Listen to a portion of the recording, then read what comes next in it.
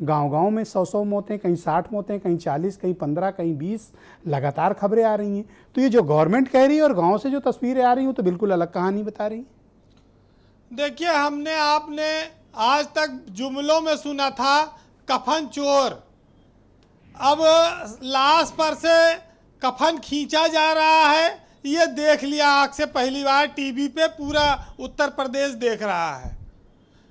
ऐसे ही चुराते रहे होंगे कफन चोर, और क्या? किसके आदेश पर ये खींचा जा रहा है, ये सरकार बताए। अच्छा, बीजेपी कहती है साहब कि राम से बड़ा राम का नाम, और जिसके तन पे राम नामी पड़ी है उसको खींच के नंगा कर दो। ये जो 100 से कफन खींचे जा रहे हैं राम नामी, इसमें तमाम तो फीमेल होंगी, तमाम महिलाएं होंगी। अगर वो 100 ऊपर आ गए पानी से गिरने के बाद, तो ब्रजेश जी कितनी और निर्लज्जता, कितनी और बदनामी, कितना और परेशानी होगी, ये भी तो देखना चाहिए। इस तरह से कपड़ा खिंचवाना नहीं चाहिए। ये अपने आप में बड़ा गंदा काम है, और जो अधिकारी इसको करा रहे हैं वो पाप के भागीदार हैं। अब राम राज वाली सरकार है, ये चाहे जो करें। अच्छा, अगर लोग मर नहीं रहे भाई, इनका आंकड़ा कम हो रहा है, तो अब तो गांव में सर्टिफिकेट बने कि ना बने, प्रधान बनाए, लेखपाल, सेक्रेटरी, ये बनाएंगे ना जो लोग मरे हैं, मृत्यु प्रमाण पत्र।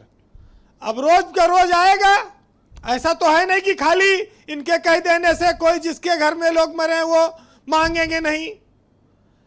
पता नहीं क्यों सरकारें आंकड़े छुपाती हैं। और खास तौर से बीजेपी की सरकार जब सत्ता में आई थी तो उसने कहा था कि हम पारदर्शी व्यवस्था रखेंगे, भ्रष्टाचार पर 0 टॉलरेंस रखेंगे। अब यही पारदर्शी व्यवस्था है कि मर जाओ तो अपन आदमी की लाश छुपाते घूमो, कहीं सरकार पाई जाए तो छीन के ले जाए तो पता नहीं क्या कर दे। क्या अधिकारी इस तरह से जो है इंसानियत उनके अंदर चली गई है?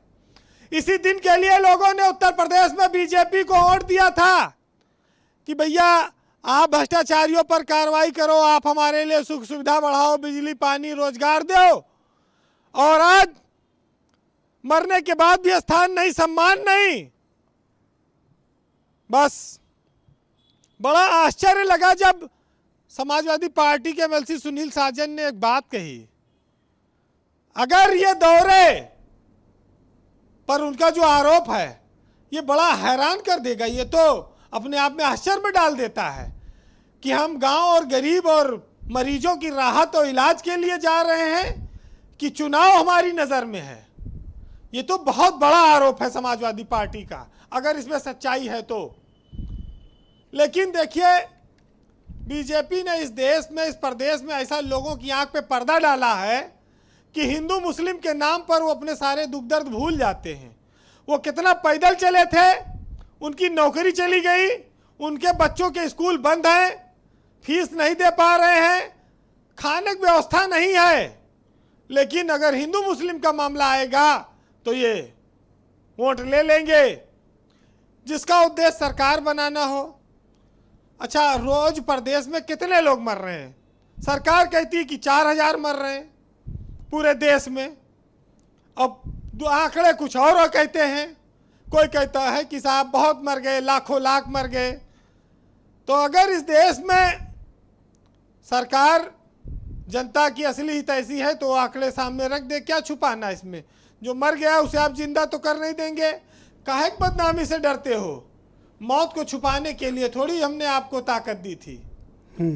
यूपी में बीजेपी की सरकार फेल हो चुकी है। इनका सारा स्वास्थ्य का तंत्र चरमरा गया है। इनकी सरकार, मुख्यमंत्री गांव में जाते हैं। अभी इटावा गए थे, 3 गांव चिन्हित किए गए थे। बाद में यह हुआ कोई काला झंडा ना दिखा दे। इटावा में मुलायम सिंह अखिलेश यादव का इलाका है तो दौरत गांव में जाने कैंसिल हो गया। कानपुर में गए थे, वहां भी 3 गांव चिन्हित हुए, मुख्यमंत्री जाएंगे। सिर्फ एक गांव गए, वो भी 5 मिनट रहे होंगे, चले आए। तो व्यवस्था जब सब हरियाली देखनी है तो भाई ऐसे हो रहा है निरीक्षण। ये वहीं के लोग कहते हैं, चिल्लाते हैं लोग पता नहीं सच है कि झूठ है। सबसे बड़ी बात यह है इस देश में कि आपने भी लाला रामदेव की बात करी कि वो डॉक्टरों का अपमान कर रहे हैं। झांसी में अपमान हुआ, उस पर सरकार कुछ बोल नहीं रही है। अच्छा, रामदेव भाई पेटेंट कराए हुए हैं। आयुर्वेद तो चरक के ज़माने में भी था, सुश्रुत के ज़माने में भी था, पतंजलि के ज़माने में भी था। किसी ने उसको इतना नहीं बेचा जितना आज रामदेव बेच रहे हैं। ऋषि मनी महर्षि बड़े बड़े विद्वान जी आयुर्वेद को उन्होंने भारत की आज़ादी और भारत के पैदाइश कहते हैं कि जब हमारा सनातन धर्म था तब से। ये रामदेव कब से ठेकेदार है। पर ये आदमी जिस प्रकार से अपमानित कर रहा है हमारे डॉक्टर्स को, उनकी शहादत को अपमानित कर रहा है, ये बहुत लज्जाजनक है। तो पूरे देश में एपेडेमिक एक्ट है ना, सरकार जुर्माना तो वसूल रही, मास्क न लगावे पे 1000, दूसरी बार 10,000, घर से निकले पे लाठी और डीएम का थप्पड़ और कृष्णा नगर में युवक की पिटाई, तमाम सारी चीज़ें रोज देखते हैं आप।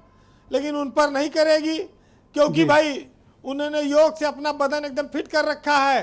महिला भी कपड़े पहनते हैं तो उनको सही आ जाते हैं। आप तो जानते हैं दिल्ली वाले में कैसे भागे थे। बहरहाल जिन गाँव की दुर्दशा है, हम लोग गांव में पैदा हुए, गांव से बड़ा लगाव है, चाहते हैं गांव आए जाएं।